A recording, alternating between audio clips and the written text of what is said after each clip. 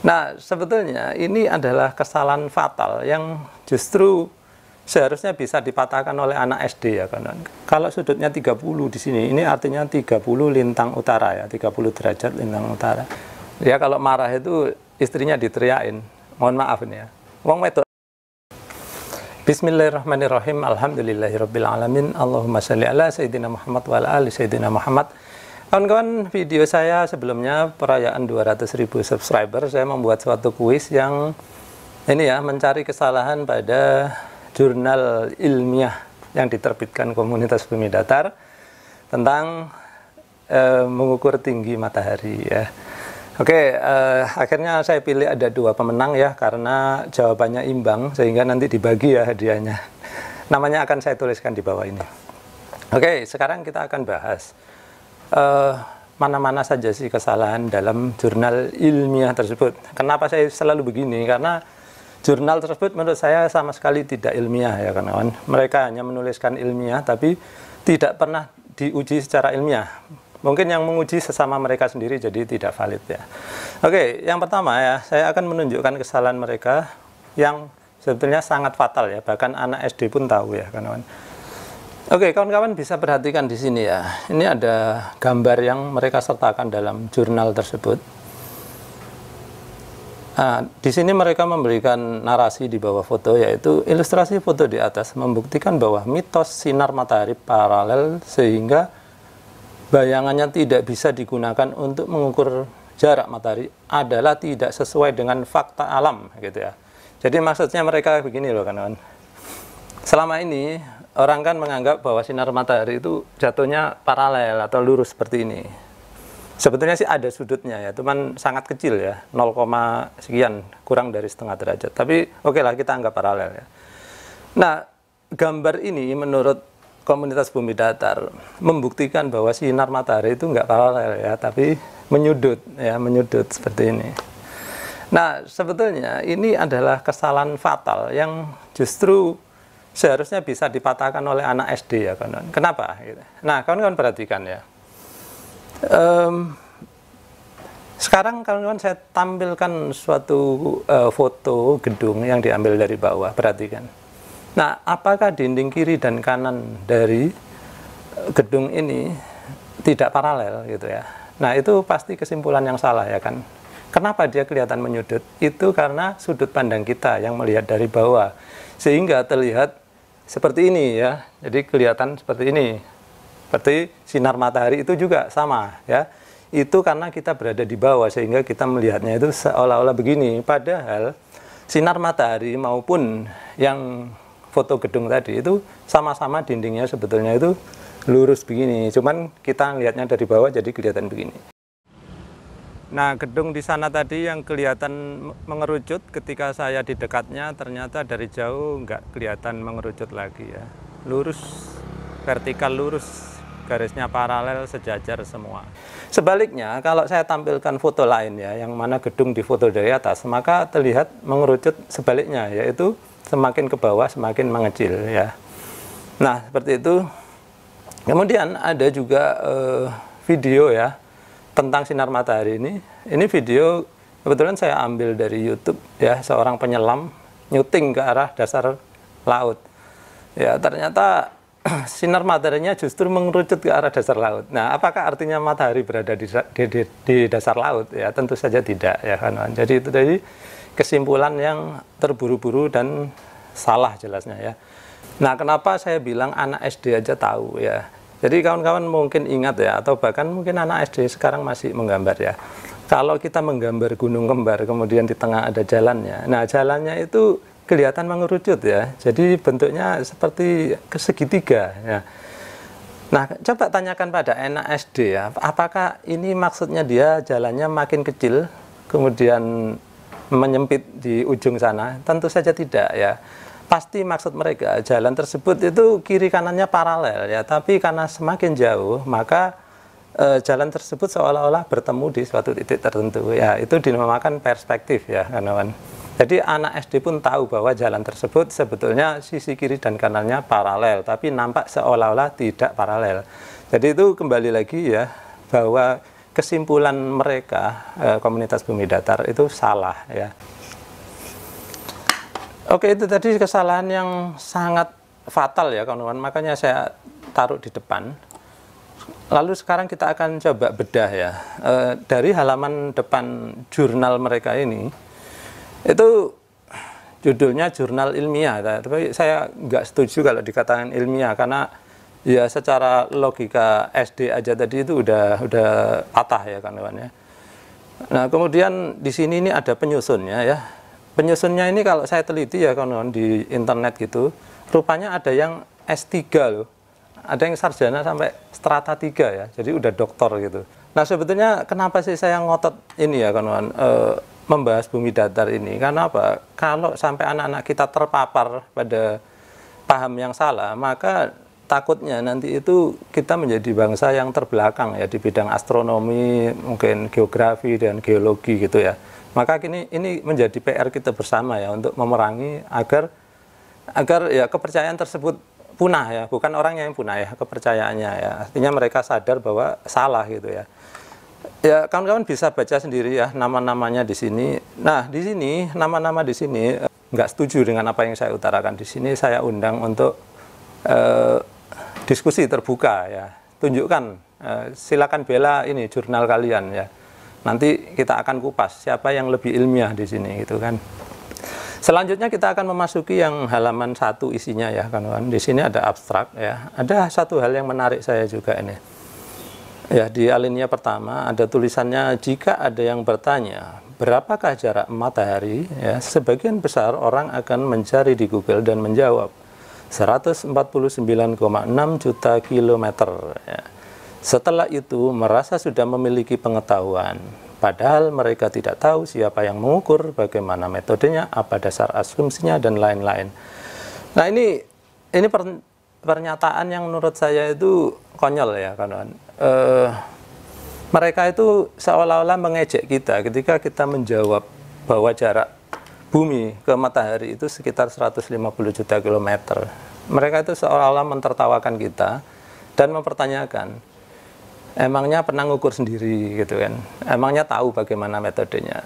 Nah sebetulnya gini, saya justru akan bertanya balik ya, di dalam jurnal mereka ini, di bawah-bawah ini ya, nanti kita akan baca, itu mereka menyebutkan tentang sudut lintang utara, sudut bujur timur, bujur barat itu.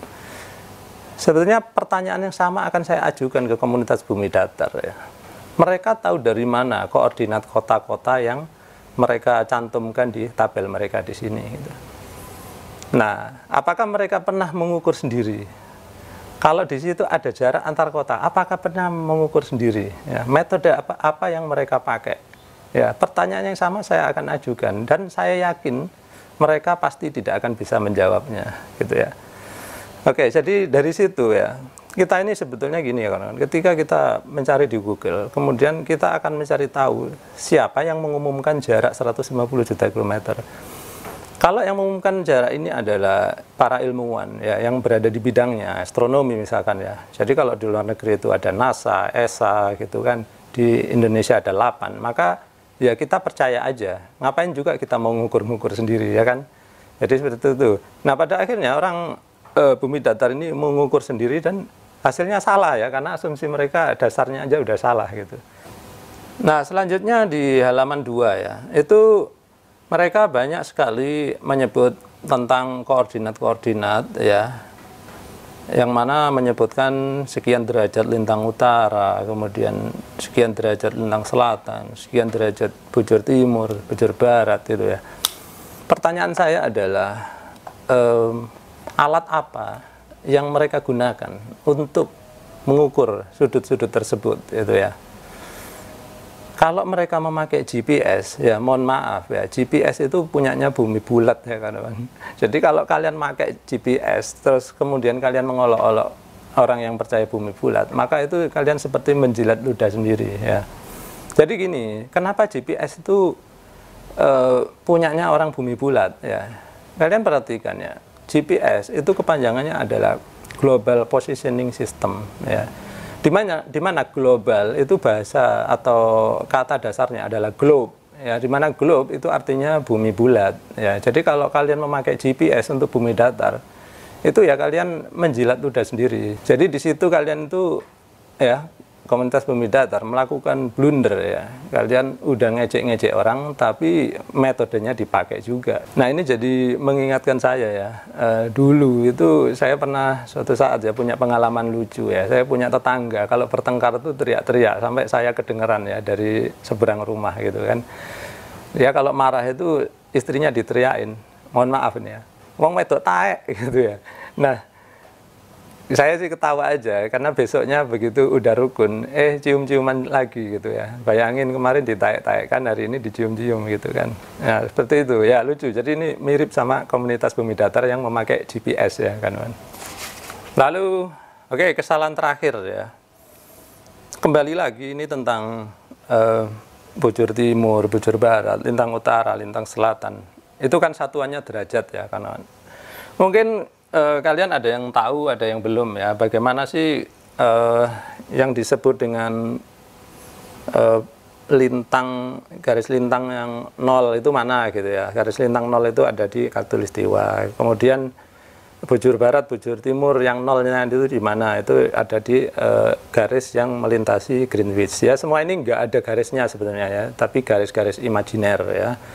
Nah, kawan-kawan kalau pengen tahu, sebentar lagi saya jelaskan ya. Yang jelas, kalau buminya itu berbentuk datar seperti ini, itu nggak akan bisa dibikin lintang utara, lintang selatan. Ya. Ini saya undang nih ya, komunitas bumi datar yang bisa menjelaskan bagaimana kalian mendapatkan nilai-nilai lintang utara, lintang selatan ya. Sementara buminya aja kayak piring seperti ini. Tapi kalau bulat, sebentar lagi akan saya jelaskan ya.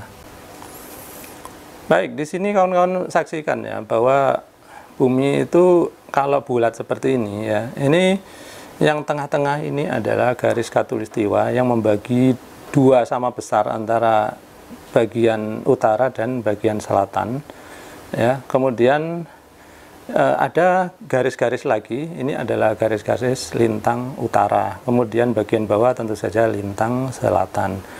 Kemudian di sini ada garis-garis vertikal ya. Tentu saja ini semua garis-garis adalah imajiner ya kawan-kawan, untuk memudahkan kita memakai GPS ya.